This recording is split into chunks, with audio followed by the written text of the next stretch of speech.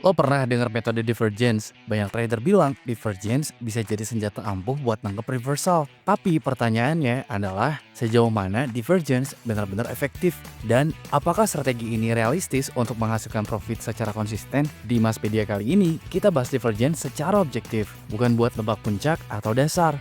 Tapi buat mengenali saat momentum market mulai melemah. Sebelum gold benar-benar berbalik arah. Yang pastinya, ini bisa bantu lo mengurangi entry di momen yang kurang ideal.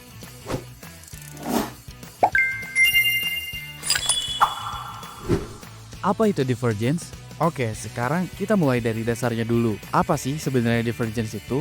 Simpelnya, divergence adalah kondisi saat pergerakan harga di chart nggak sejalan sama indikator. Contohnya gini, harga bikin higher high, tapi indikator momentum kayak RSI justru bikin lower high. Secara logika, kalau harga naik, momentumnya juga harus ikutan kuat. Nah, ketika harga masih naik tapi indikatornya malah melemah, itu tandanya ada ketidaksinkronan antara harga dan momentum. Artinya, dorongan market mulai berkurang. Dan kondisi kayak gini sering jadi peringatan awal kalau market punya potensi buat berbalik arah. Jenis-jenis divergence. Secara umum, ada dua jenis divergence utama. Pertama, pure divergence. Ini terjadi saat harga masih bikin higher high, tapi indikator momentum kayak RSI malah bikin lower high. Artinya apa? Harga kelihatan masih naik, tapi tenaganya udah mulai berkurang. Biasanya ini jadi tanda awal kalau tren naik mulai melemah. Kedua, bullish divergence. Kebalikannya, harga bikin lower low, tapi indikator justru bikin higher low. Di kondisi ini, meskipun harga masih turun, tekanan jualnya udah nggak sekuat sebelumnya. Dan ini sering jadi sinyal awal potensi pembalikan ke atas. Penting dan perlu diingat, divergence bukan sinyal entry langsung, tapi peringatan awal soal kondisi momentum market. Contoh kasus divergence. Sekarang, biar nggak cuma teori, kita lihat contoh kasus nyata. Divergence itu sering banget muncul sebelum pembalikan arah yang signifikan. Salah satu contoh yang bisa dilihat waktu geopolitik lagi panas dan ekspektasi pemangkasan suku bunga Fed di bulan Januari ini. Di fase itu, harga terus naik. Swing high demi swing high ditembus, gak ada koreksi yang berarti, dan kalau lo lihat sekilas, market kelihatan super bullish. Banyak trader di momen itu mikir, ini masih bakal lanjut naik, fokusnya cuma satu, cari buy. Tapi kalau lo perhatiin indikator RSI-nya ceritanya beda. Harga naik lebih tinggi, tapi RSI justru malah turun lebih rendah dan ngebentuk higher low. Ini nunjukin satu hal penting.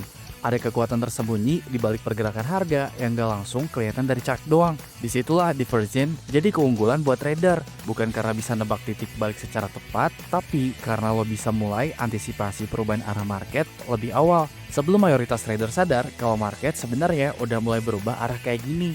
Kombinasi indikator. Divergence bisa dibaca dari beberapa jenis indikator momentum. Secara umum, indikator yang sering dipakai terbagi jadi dua. Pertama, indikator berbasis harga seperti RSI, Stochastic, CCI, dan MACD. Indikator-indikator ini fokus mengukur kekuatan pergerakan harga berdasarkan pola naik turunnya market. Kedua, indikator berbasis volume, misalnya unbalanced volume, check-in money flow, dan sejenisnya.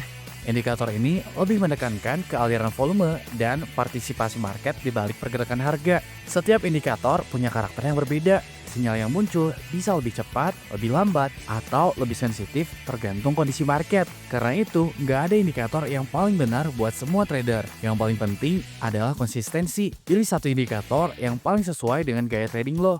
Lalu, lakukan backtest di market yang paling sering lo tradingin. Dengan begitu, lo tahu kapan indikator itu bisa diandalkan dan kapan sebaiknya diabaikan. Di pembahasan ini, gue pakai indikator RSI. Alasannya simple, mudah dibaca, gak ribet, dan cukup efektif buat ngelihat perubahan momentum, terutama di market gold. Penerapan divergence di trading gold, XAU USD. Di market gold, divergence dipakai sebagai early warning, bukan sebagai sinyal entry instan. Karena karakter gold sangat volatil dan sering bergerak tajam, divergence berfungsi untuk mendeteksi saat momentum harga mulai melemah sebelum pergerakan berbalik arah. Sekarang, gua tunjukin cara bacanya di chart.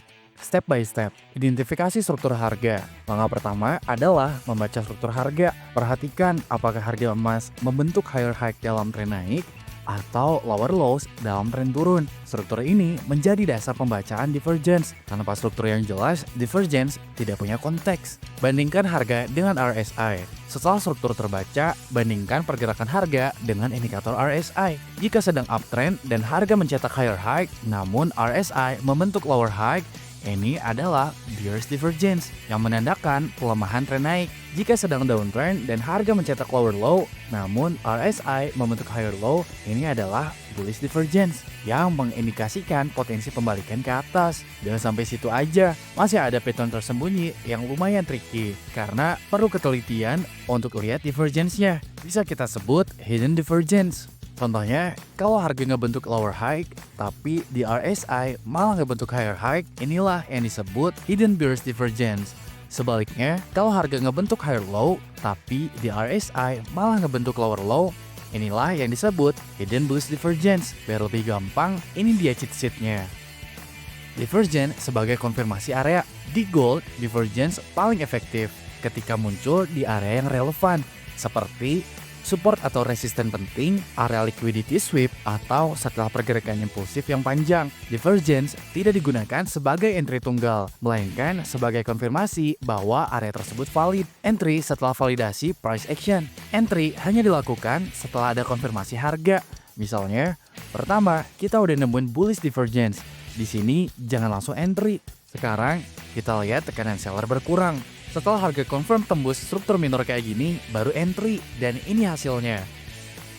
Dengan pelajari strategi divergence ini, bikin lo nggak asal entry. Lo jadi bisa tahu kapan momentum mulai lemah. Jadi nggak masa buy di puncak atau sell di dasar. Hasilnya, entry lebih selektif, risk lebih terkontrol, dan peluang kena reversal bodong bisa jauh berkurang. Kalau lo pengen tahu lebih banyak strategi trading emas, tips praktis, dan cara baca market biar trading lo makin terarah, pantengin terus channel ini, like, komen, dan subscribe ya, biar lo gak ketinggalan episode selanjutnya.